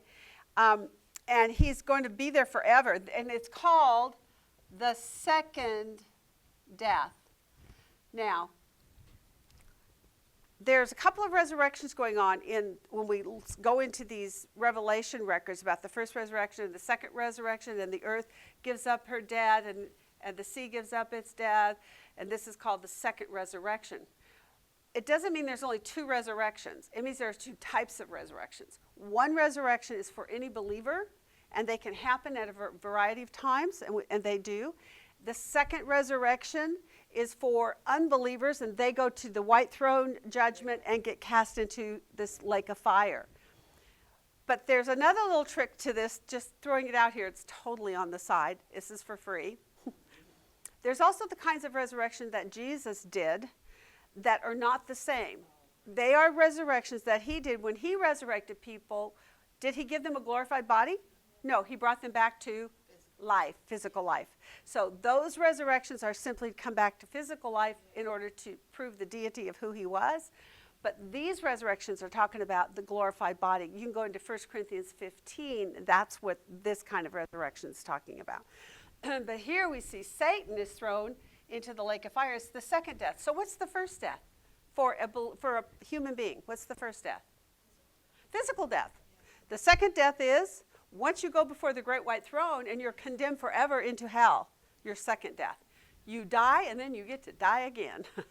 It's an eternal death. It's a legal magistrate appointment before the throne of God, who is the judge and ruler of all the earth, and he condemns the unbelieving into eternal hell. The great white throne is the judgment of the sheep and goats. No. Jesus will do that on this physical earth at the beginning of the millennial reign. He brings human beings who are still alive before him. Those who blessed Israel, they are the sheep, and they go into the kingdom. The ones who were aggressors against God and his people, they are killed. Yeah, that's not the great white throne judgment. That one does not happen until the end of the 1,000 years. That judgment you're talking about happens at the beginning of the millennial kingdom when Jesus is setting it up. That's how he purifies the land of all unbelievers. So we begin with all believers. Okay, so Satan is going to be thrown, and it's the second death, and he's there forever, and that's in Revelation 20, 11 to 15. All right, now, who will be there?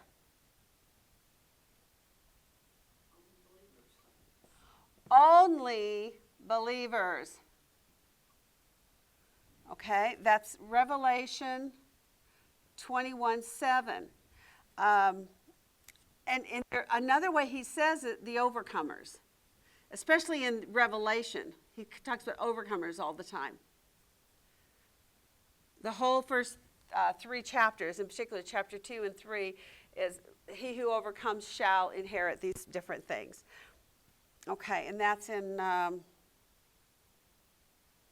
also 21:7, same reference.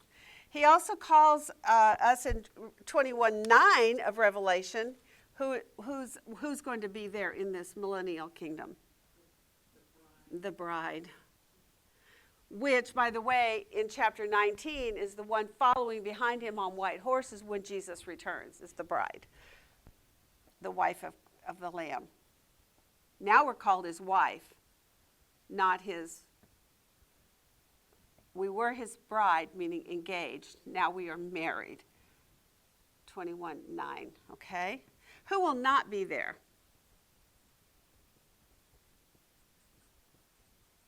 Well, verse 8. Yeah, the whole thing. Okay, so just rattle them off. Cowardly, unbelieving, abominable, murderers, immoral, sorcerers, idolaters, liars, all parts will be in the lake. Yep. 21:8. 21:8. So again, now we're talking at the great white throne judgment. There have been cast into the lake of fire. What will not be there in 21:22?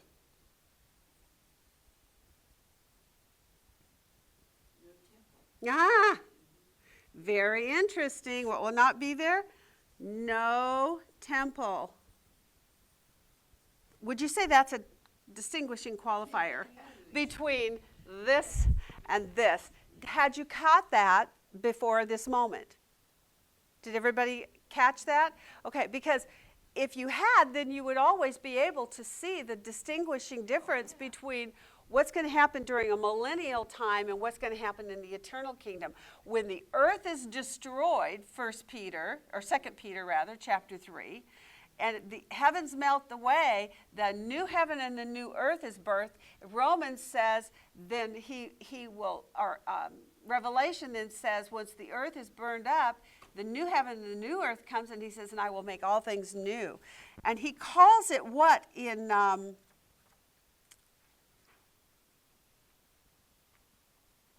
Oh, I forgot to put my reference. I don't know where it is. In 21, what does he call it? It might be at the beginning, 21. What does he call this, the city there?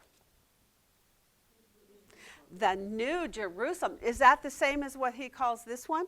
No, he calls this one, the Lord is there. Now, is the Lord is there, is that probably in the location of what they would call Jerusalem? Yes, but it's not going to be its name. Its name is going to be the Lord is there. But when you get here, the new city, the holy city,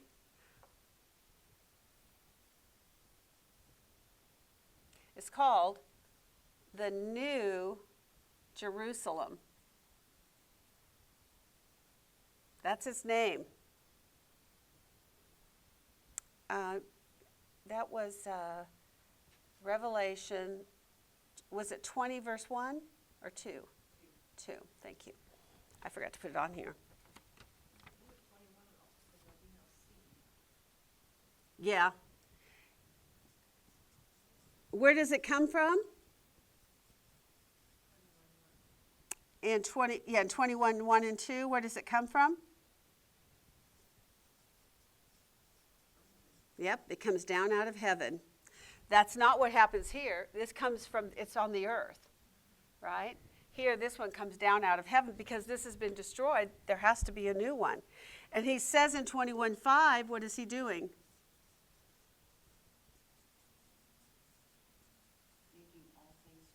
Isn't that cool?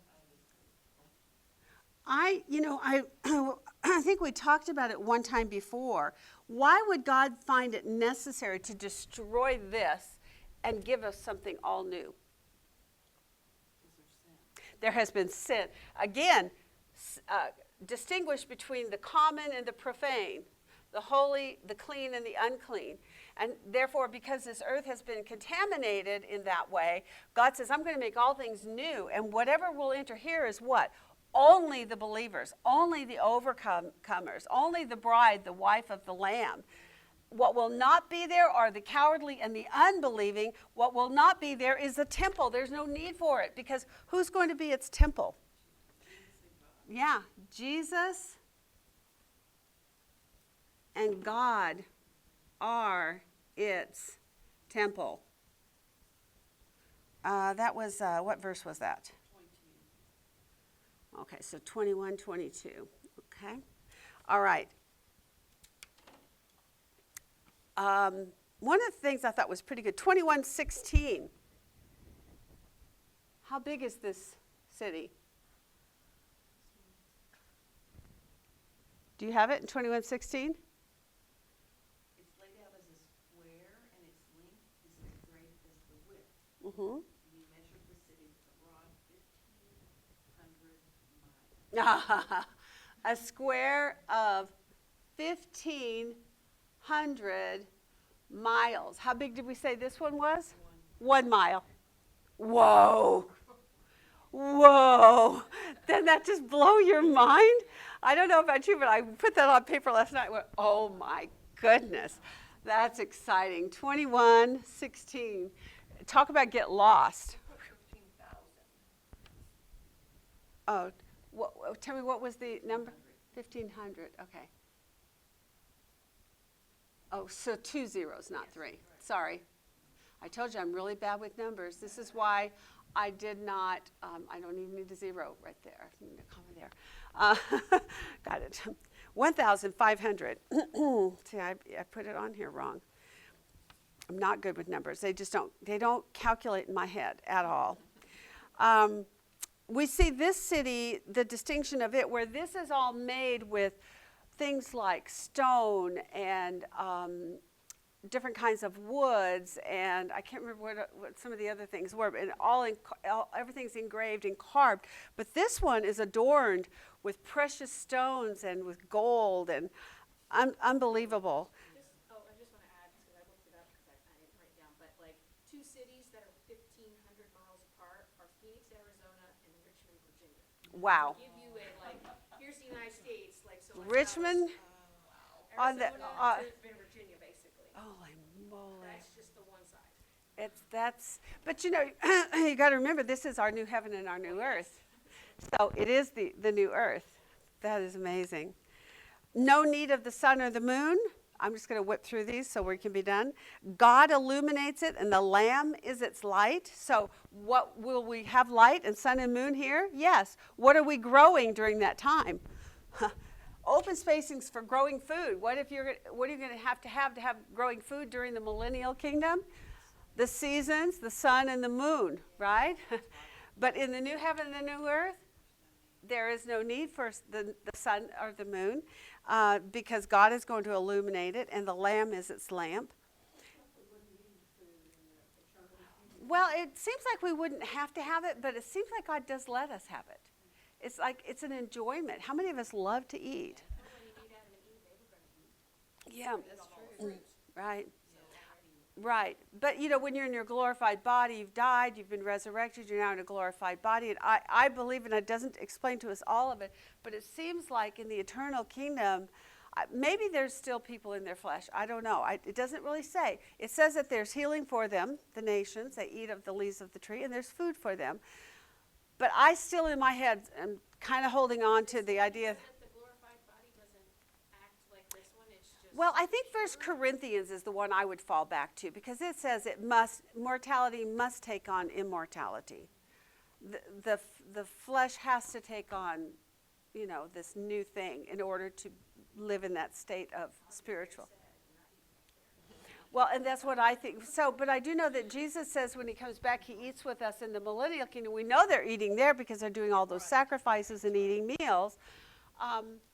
Here, there's the tree of life that produces fruit for this 12 seasons, and just like the other one did, so there's a similarity there. But here it says the tree of life. There it's trees of life.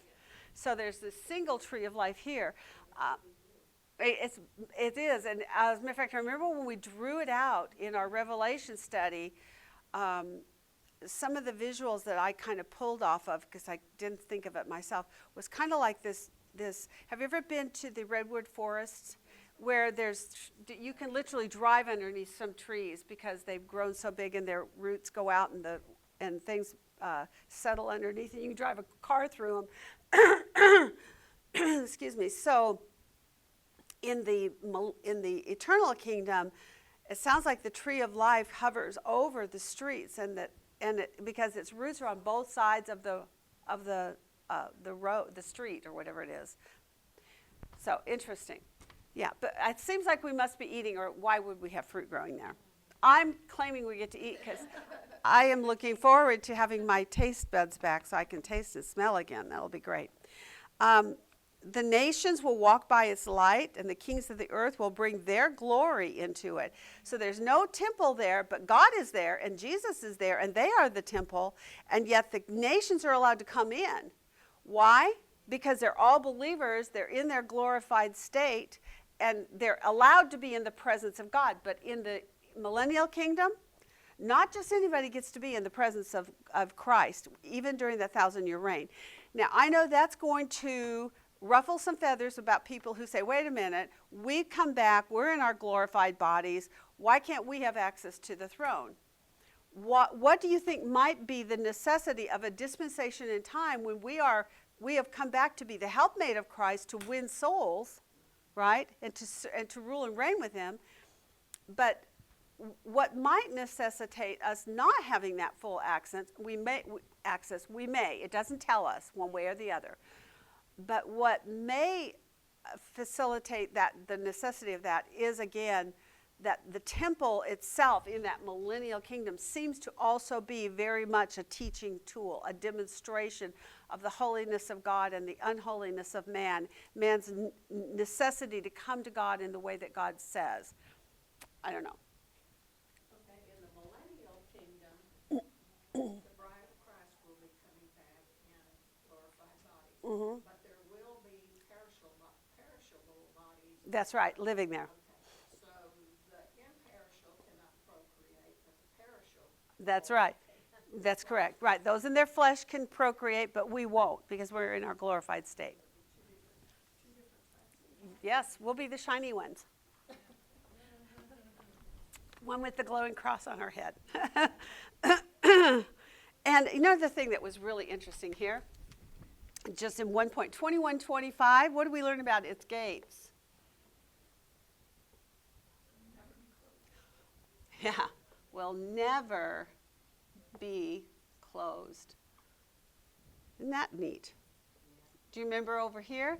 The gate is closed, and when you read on, there were certain days of the week that it was open, but no one was allowed to come in and out of it, but it was open for the picture, the visualization of coming into the Father.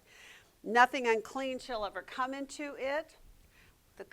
Nothing unclean.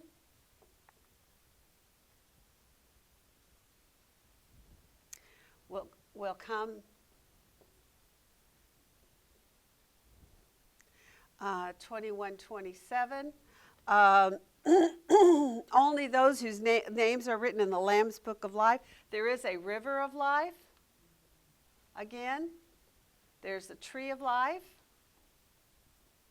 These are our rewards as those who are overcomers. This is the biggie, though. I also thought was quite distinguished. There's no longer any curse. What is the curse? Huh? Well, there's sin, yes. Sin, but sin is not. Sin is the reason for the curse. What is the curse? Death. No longer any curse. No death. No longer any death. But over here, what's going to happen at the end of the millennial kingdom? A war, and a lot of people are going to die. They're going to be cast into eternal damnation. We did it. I think we did all of it, and we did about like we always do, 10 minutes after. Sorry, guys. I love it. Okay, so we're done, and we're going to be off for a few weeks, 3 weeks total, I think. Well, we don't start up until the 9th of September. Okay, 9 September, we come back. We'll begin Colossians.